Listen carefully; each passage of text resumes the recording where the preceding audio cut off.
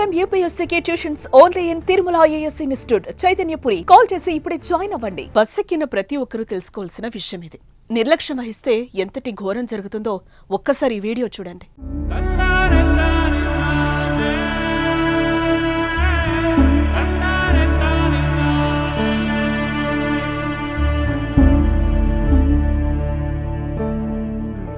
కిటికీ బయట తలపెట్టొద్దని డ్రైవర్లు హెచ్చరిస్తూనే ఉంటారు, కండక్టర్లు సూచిస్తూ ఉంటారు.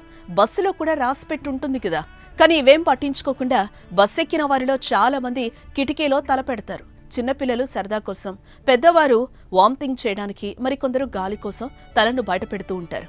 ఇది చాలా ప్రమాదకరం. తల అలా పెట్టడంతో ఓవర్టేక్ చేసే వాహనాలు ఢీకొని ఎన్నో ప్రమాదాలు జరిగాయి, ప్రాణాలు పోయాయి.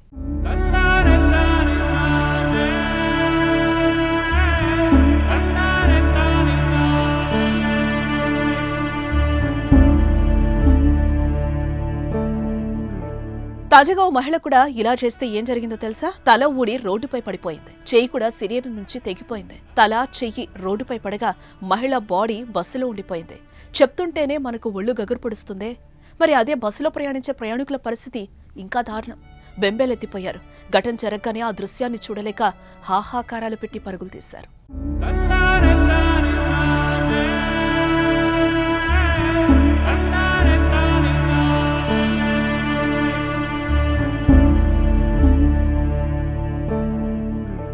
కర్ణాటకలోని మైసూర్లో దారుణ ఘటన చోటు చేసుకుంది. చనిపోయిన మహిళ పేరు శివలింగమ్మ, వయసు 58 ఏళ్లు. గుండ్లుపేట తాలూకా బేగూరు సమీపంలోని ఆలహళ్లి గ్రామం ఆమె స్వస్థలం. ఓ శుభకార్యానికి వెళ్లేందుకు మైసూర్ నుంచి గుండుపేటకు నంజనగూడు మీదుగా వెళ్తున్న ఆర్టీసీ బస్సు ఎక్కింది. సింధువళి గ్రామం వద్దకు బస్సు రాగానే ఆమెకి వామిటింగ్ వచ్చినట్టు అనిపించడంతో తల, చెయ్యి బయటపెట్టారు. అదే సమయంలో వెనక నుంచి వేగంగా దూసుకొచ్చిన టిప్పర్ లారీ బస్సును రాసుకుంటూ వెళ్లిపోయింది. దీంతో శివలింగమ్మ తల, కుడి చెయ్యి తెగి రోడ్డు మీద పడిపోయింది. విలవిల్లాడుతూ ఆమె బస్సు సీట్లోనే ప్రాణాన్ని విడిచింది.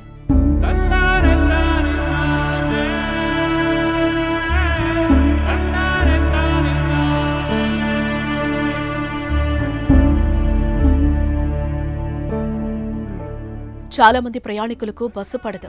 ప్రయాణం సమయంలో వాంతులు చేసుకుంటారు. అందుకోసం కిటికీలోకి తలపెట్టి ఇలా శివలింగమ్మల ప్రాణాలు కోల్పోతున్నారు. దయచేసి ఎవరూ అలా చెయ్యొద్దు. వామిటింగ్స్ అయ్యేవాళ్లు ప్రయాణం చేసేటప్పుడు వాళ్లతో పాటు ఒక 2-3 పాలిథిన్ కవర్లు ఉంచుకోండి.